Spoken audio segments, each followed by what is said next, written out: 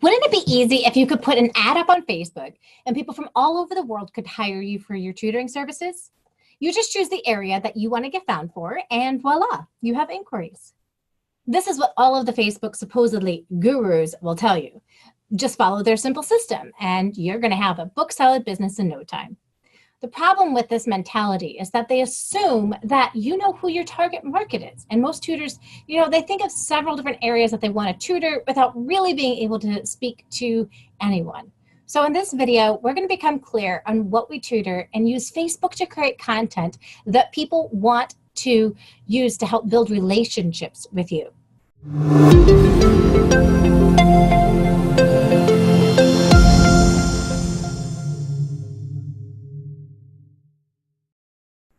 Hi, my name is Joanne Kaminski, and I created my Facebook account about a year before I started tutoring online. And it was a great place to stay connected with friends, reunite with people that I grew up with, and stay in touch with family. And when I began using Facebook for business, I had no clue what the effective strategies were. Now, I have attended countless sessions that talk about the benefits of Facebook, how to engage properly on the platform, and how to interact in a meaningful way that is not just about me. I always have to think about what's in it for them when I'm posting and not think about my own personal agenda. I can tell people who are looking to build an honest relationship with me and the ones that want to use me. And that is how we feel when people message us a request asking us to spend money or buy their product. In the tutoring world, I often have other tutors who want me to hire them or give them students, even though they are a complete stranger. Now today, I have a Facebook group of over 3,800 members, and it keeps growing every day. And while it seems like running a Facebook group might take a lot of work, it can really help build trust with your ideal clients, even more so than an ad. And this is what Facebook is all about. It is about engaging with your ideal clients in meaningful ways, where you are seen as being of service before you expect them to move forward with you. So first, let's talk about how to engage on Facebook. First, respond to other people and take part in the discussion, but don't get caught up in the drama. We are human, so drama is everywhere, and I personally ignore drama in my personal life and online life. So if people want to engage in this way, they're free to do so, but I'm going to stay out of it. I'd rather engage in a meaningful way. So how are you supposed to engage in a meaningful way?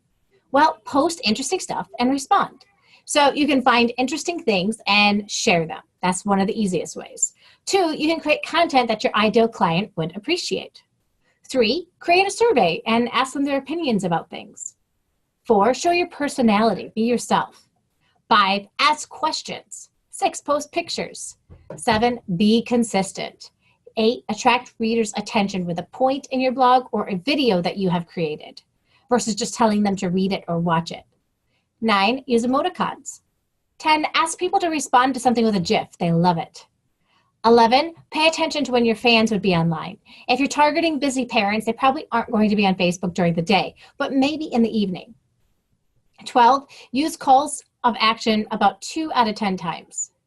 13, upload videos or video teasers to Facebook.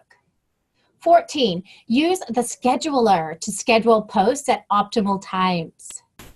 15, ask for opinions. 16, watch what other successful people on Facebook are doing.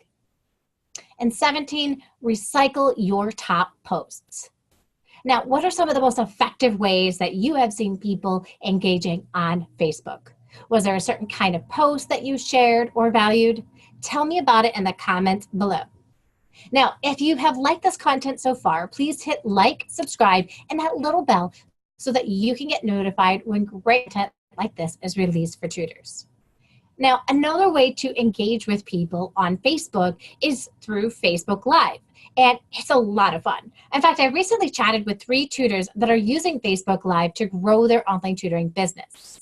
Now, each of these tutors was at a different stage in the process. So I'm going to leave a link to the interview in the description. And at the end of this video, there is going to be an end card that you can just click on so that you can watch it. Now, in this interview, I chatted with a tutor that has been using it for almost a year, a tutor that has been using it for about a month, and another tutor who did her very first Facebook Live. Now, it's really fantastic listening to their advice. Now, one thing that they all mentioned was that Facebook Lives get more views than any other kind of content that they create.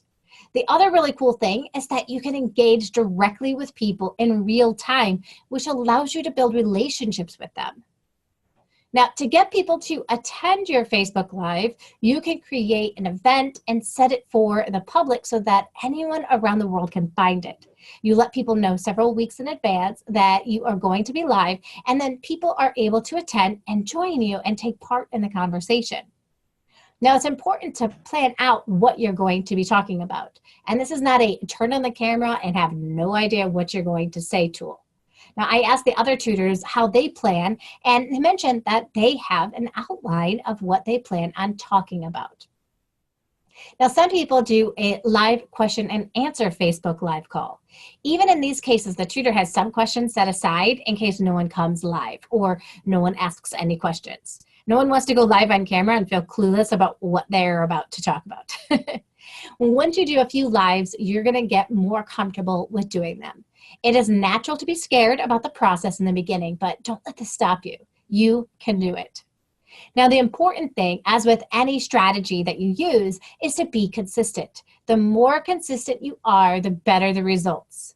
You know, Suzanne has been doing these Facebook Lives for a really long time, and she finally got her first client of somebody who found one of her Facebook Lives. And guess what? They hired her. Now people see her as an expert. And the last time I chatted with Suzanne, she said, you know, I don't know when I suddenly started to get viewed as an expert. Well, she was always an expert, but the more consistent you are with creating an online presence, the more people will view you as an expert, and they will want to hire you. And guess what? Pay you top dollar for your services. Now, another way to engage with people on Facebook is through groups. So you can join groups where your ideal client is and be of service to them. Use this as a way to begin growing your following. Now, when people ask questions and it pertains to your level of expertise, create content around it and then share it with them. Let them know that their question was valued so much by you and that you know many other people have the same question, so you created an article or a video about it. Then send a link to them. This way, they are more apt to view it. The content that you create should be content that people are most concerned about. This will help your content get shared more online. Now, in the beginning, you have to put the work into sharing your content. But as you continue to create content, people will view you as the go-to person because you seem to answer all of their biggest questions. Now, it is important to know that you cannot go into any of these groups and tell people that you are a tutor and have openings for students. This will be seen as spam and could get you kicked out of the group. What I'm suggesting is far more powerful. Be an active, helpful participant in the group. Get to know the group leader. Be of value to the group leader. Ask them how you can help even more in the group. Now, some people will value this and they will let you know how you can help. And others may ignore you until they see you as a more active participant. Now, running a group is a lot of work, and the more that people in the group help to run it, the easier it is to maintain. So always be thinking of how you can be of service and make yourself so valuable that no one would ever want to kick you out of the group. Now, after you get comfortable being active in some groups, you can then think of your own group that you could start. Now, remember that your ideal client is the person with the credit card and not the child. So you don't want to create a group for kids, but a powerful group for other parents that helps in an area that you would love to help in. Now, Sonia George created a group for parents that have kids with ADHD. It's a support group for these parents. She helps them deal with the everyday stresses that they have, and she also alleviates any math concerns that they may have as well.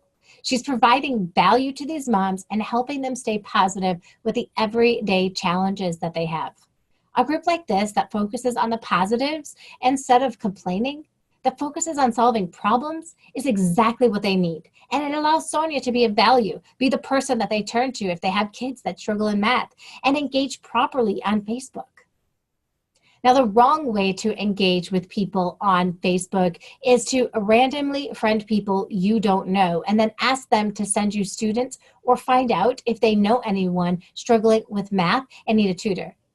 Well, people will not respond well to this method, and it can get you banned from Facebook. So always remember to be of value and service. Give away great content that people want and share great content. It can be your content or someone else's. Now, I have a group on Facebook for tutors called the Ultimate Support Group for Online Tutors. If you haven't joined us yet, then please do so. This will be a great place to connect with other tutors, stay up to date with things happening in the online tutoring world, and give you the ability to network with other great tutors from all around the world. So many people find great value in this community, and each day it keeps growing and getting better. Now, next week, in mistake number 19, we are going to take a look at how not using hashtags is a huge mistake. Hashtags are accepted on just about every portal, so we're going to learn about what they are and how to use them appropriately to get found. Well, that's all for today, you guys. My name's Joanne Kaminski, the online tutor business coach, helping you get found, hired, and referred. Here's till next time.